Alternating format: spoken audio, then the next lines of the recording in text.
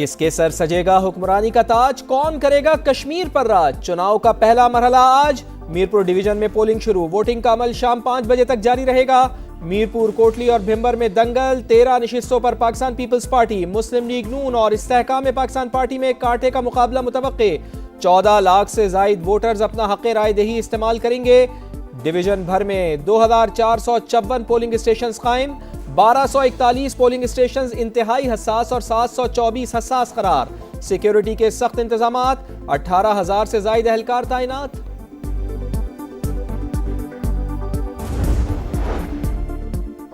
Vote देना कौमी, आईनी और इस्लामी फरीजा। हर शहरी अपना हक राय दही जरूर इस्तेमाल करे। चीफ इलेक्शन कमिश्नर की आवाम से इलेक्शन में भरपूर शिरकत की अपील। वोटिंग के अमल में रुकावट डालने वालों के खिलाफ कानूनी कार्रवाई का इंतबाह। चीफ सेक्रेटरी खुशहाल खान बोले, सोशल मीडिया पर इंतखाबात से मुतालिक गुमराहकुन प्रोपेगेंडा करने वालों पर कड़ी नजर है। अवाम इंतशारी टोले को मुस्तरद करके जमहूरी अमल पर एतमाद का इजहार करें।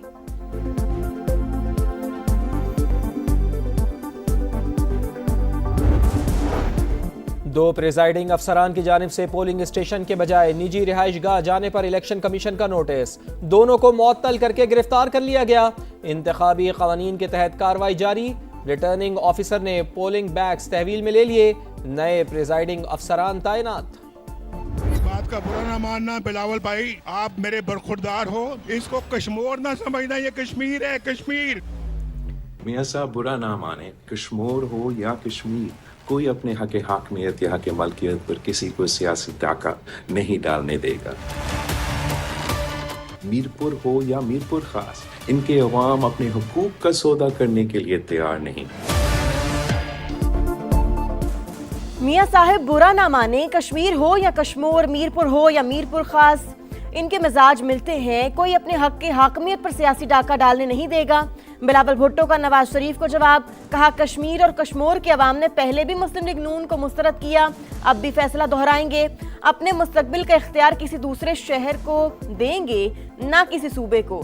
चेयरमैन पीपी का फिर आजाद कश्मीर बहरान के पुरअमन हल के लिए ट्रूथ एंड रिकंसिलिएशन कमीशन बनाने का मुतालबा। आज जो आपसे वादे करने आ रहे हैं, हम महरूमियों को दूर करेंगे।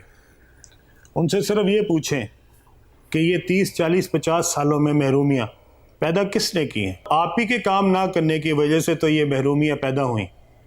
फिर आज आप किस मुंह से आके दोबारा कहते हैं कि हमें वोट दो? क्या आपने झूठे वादे करने वालों पे दोबारा भरोसा करना है? फैसला आपने करना है। कश्मीर में आज भी वही जमातें वादे कर रही हैं जो 30 साल पहले करती थीं। ये जमातें वोट लेती रहीं लेकिन इलाके की तरक्की के लिए कुछ नहीं किया। इस्तेहकाम में पाकिस्तान पार्टी के सदर अब्दुल अलीम खान का वीडियो बयान। कहा, कश्मीरी महरूमियाँ दूर करने के वादे करने वालों से पूछें, उन्हें कई मौके मिले, महरूमियाँ क्यों दूर नहीं हुई? IPP कामयाब हुई तो आज़ाद कश्मीर में खुशहाली का नया दौर आएगा। इलाके की तरक्की हमारी जिम्मेदारी होगी।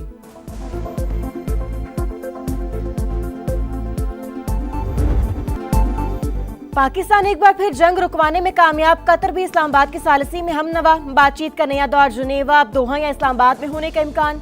अरब मीडिया की रिपोर्ट। लिखा, मुज़ाकरात की बहाली की तजवीज़ पर वाशिंगटन और तेहरान ने मुस्बत रद्द-ए-अमल दिया।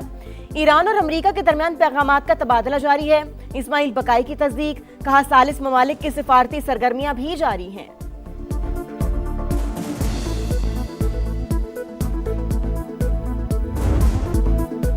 जंग में ब्रेक या नई हिकमत अमली। अमरीका ने ईरान पर हमले रोक दिए। 2 हफ्ते से जारी फिजाई कार्रवाइयां मुअत्तल। ईरान जंग पर अमरीका में इख्तलाफात। हमले जारी रखने पर नायब सदर और अस्करी हुकाम को खदशात। JD वैंस और जनरल कैन का ईरान से जंग बढ़ाने पर एहतियात का मशवरा। हथियारों के ज़खायर तेजी से कम हो रहे हैं। खित्ते में तवील फौजी मुहिम के वसी खतरात हैं। जनरल कैन ने खबरदार कर दिया, सदर डोनाल्ड ट्रंप की मुतालिबात पूरे न होने पर बड़ी जंग की धमकी। कहा, अहदाफ पर समझौता नहीं किया जाएगा। 100% मकासद हासिल न हुए तो हमले दोबारा होंगे।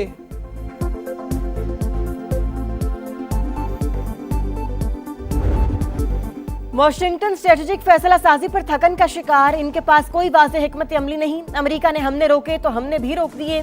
दोबारा शुरू हुए तो जंग मजीद फैल जाएगी। ईरान का ऐलान। अमेरिका से मफाहमती याददाश्त के शिकों पर अमल करने का मुतालबा। फौजी तर्जुमान के मुताबिक अमेरिका जंग के दौरान अहदाफ हासिल करने में नाकाम रहा। ट्रंप इंतजामिया अब नई हिकमत अमली बनाने की कोशिश कर रही है। जब तक अमेरिका हमले नहीं करेगा, हम भी नहीं करेंगे।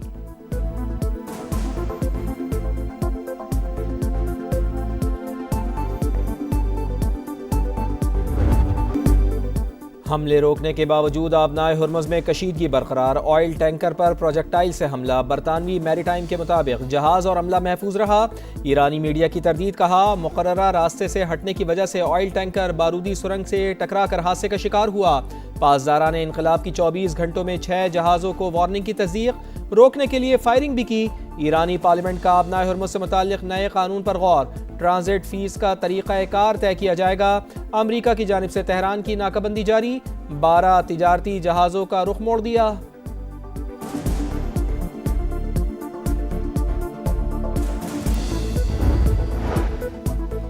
ईरानी सदर ने शहरी इंफ्रास्ट्रक्चर पर हमले जंगी जराइम करार दिए। आलमी फोरम पर आवाज उठाने का इंदिया।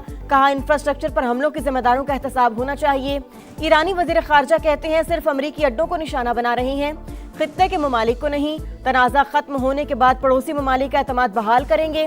ईरान की बहीरा कैस्पियन में बहरी जहाज पर यूक्रेनी हमले की मजम्मत। नाज़िमुल उमूर को तलब करके एहतजाज रिकॉर्ड कराया।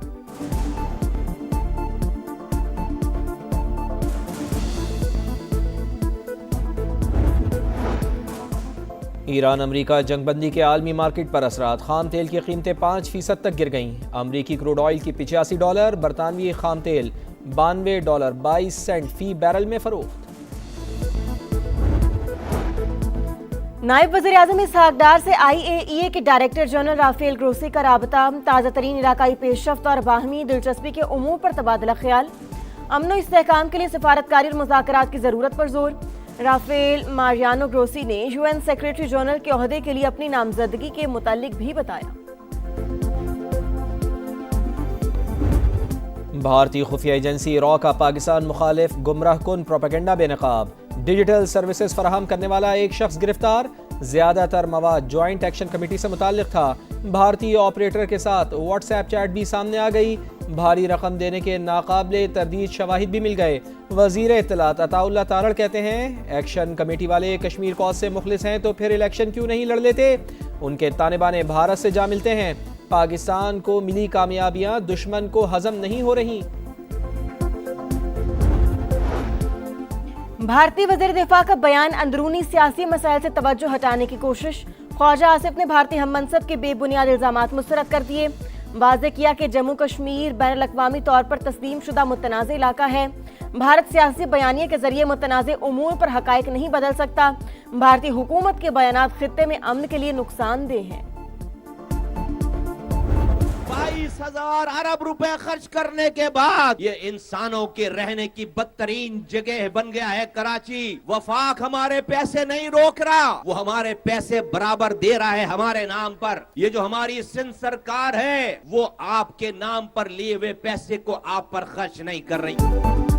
विफाक हमारे पैसे नहीं रोक रहा मगर सिंध हुकूमत अवाम पर खर्च नहीं कर रही। नारों से हुकूक नहीं मिलेंगे, निज़ाम को उखाड़ फेंकना होगा। मुस्तफ़ा कमाल की ललकार। कहा, एक वज़ीर आज़म और 4 वज़राए आला वाला निज़ाम नाकाम हो गया, ये अब मजीद नहीं चलेगा। आईनी तरमीम सिर्फ पीपल्स पार्टी नहीं मान रही, हुकूमत गिराने की धमकी देती है। हमें 28वीं आईनी तरमीम चाहिए। वजारत छीन लो लेकिन लोगों को इख्तियारात और वसाइल दो। ये ओहदे मांगते नहीं है, जो ओहदे के लिए मना करे उसको दिया जाए, जो साजिशें करे उसको दिया जाए। सिंध हुकूमत को गिराएंगे इंशाअल्लाह, वरना और किसी की औकात नहीं है जिसे गिराया जाए। जो ओहदे के लिए साजिश करे उसको दिया जाए या जो ना मांगे उसको देना बेहतर है। खालिद मकबूल सिद्दीकी का ओहदों के ख्वाहिशमंदों पर तंज। कहा, MQM नवाजने वाली जमात है, मांग के लेने वाली नहीं। किसी की इतनी औकात नहीं कि इसे गिराया जाए। सिंध हुकूमत पर भी तनकीद। कहा, अगर सड़कों पर निकल आए तो ऐवानों में बैठने वालों को निकलना पड़ेगा। सिंध हुकूमत को गिराएंगे।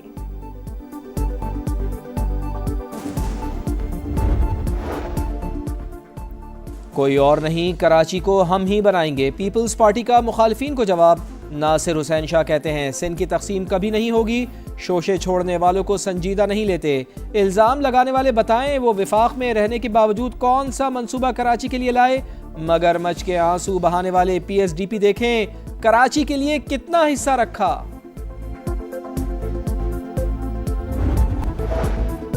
स्टेट बैंक की मॉनिटरी पॉलिसी कमेटी का इजलास आज। नई पॉलिसी का ऐलान होगा। मौजूदा शरह सूद 11.50, ताजिर और सनतकारों का शरह सूद सिंगल डिजिट पर लाने का मुतालिबा।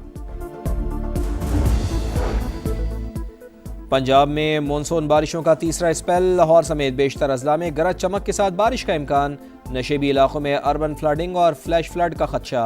मरी में लैंड स्लाइडिंग का खतरा, इंतजामिया की सयाहों को मोहतात रहने की हिदायत।